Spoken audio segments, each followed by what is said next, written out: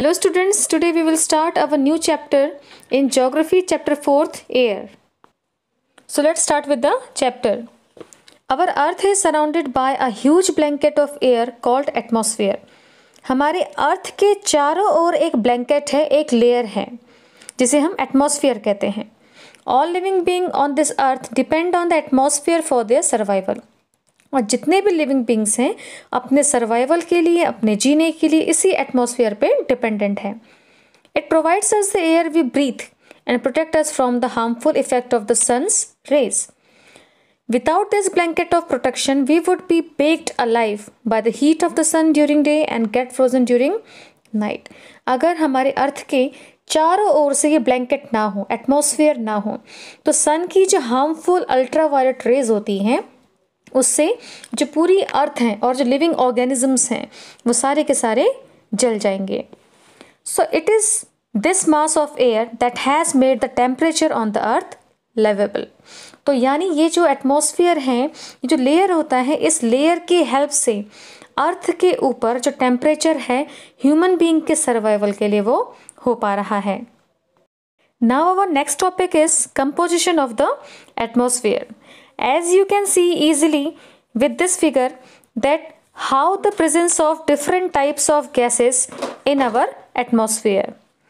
Nitrogen is the most प्लेंटिफुल gas in the air. जैसा कि आप फिगर की हेल्प से इजीली देख सकते हैं कि नाइट्रोजन ऐसी गैस है जिसका प्रेजेंस, जिसकी जो क्वांटिटी है हमारे एटमॉस्फेयर में सबसे ज़्यादा है, 78%. Oxygen is the second most प्लेंटिफुल gas in the air. Humans and animals take oxygen from the air as they breathe. और ऑक्सीजन सेकंड नंबर पे हमारे एटमॉस्फेयर पे सबसे ज़्यादा पाई जाती है, जैसे ह्यूमंस और एनिमल्स ब्रीथ करते समय इनहेल करते हैं. Carbon dioxide is another important gas. Green plants use carbon dioxide to make their food and release oxygen.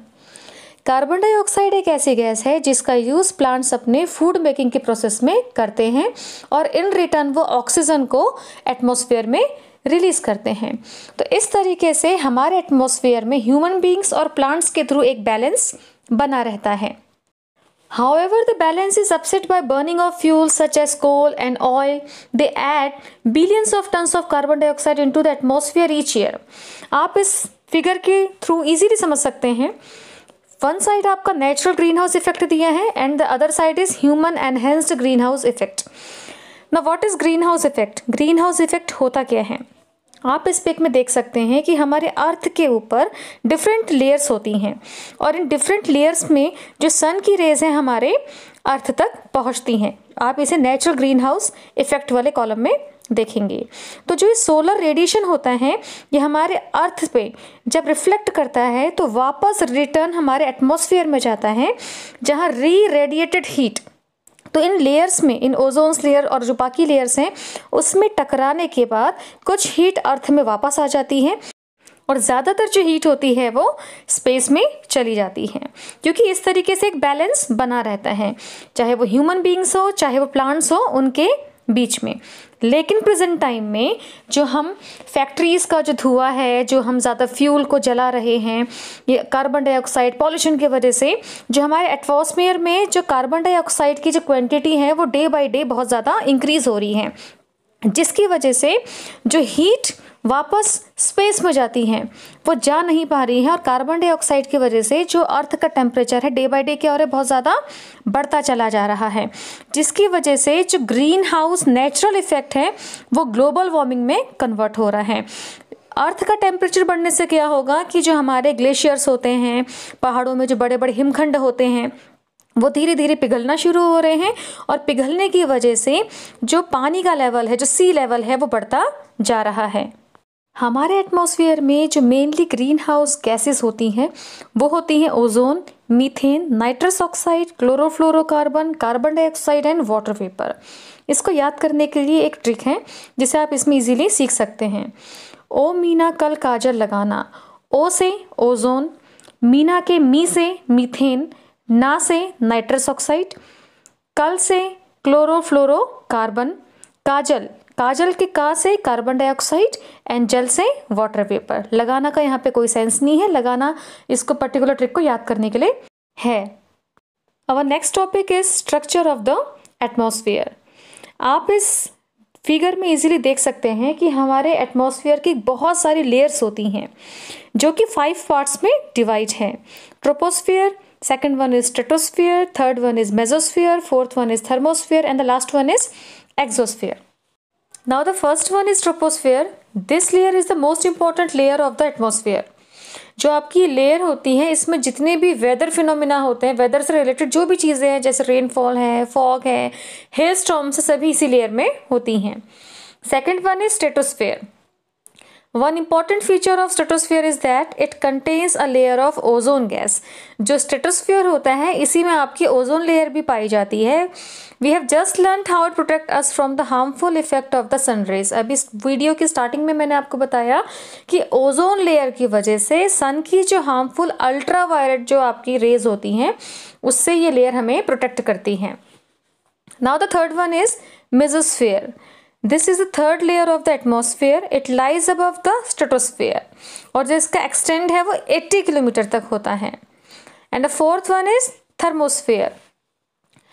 Thermosphere temperature rises very rapidly with increasing height. Height के according जो thermosphere का temperature है वो बहुत जल्दी जल्दी बढ़ता है. Ionosphere is a part of this layer और एनोस्फेयर भी इसी लेयर का एक हिस्सा होता है जो एक्सटेंड करता है 80 to 400 किलोमीटर तक. And the last one is exosphere. The uppermost layer of the atmosphere is known as exosphere. Ex means जो बाहरी हिस्सा होता है जैसे एक्सटर्नल हो गया.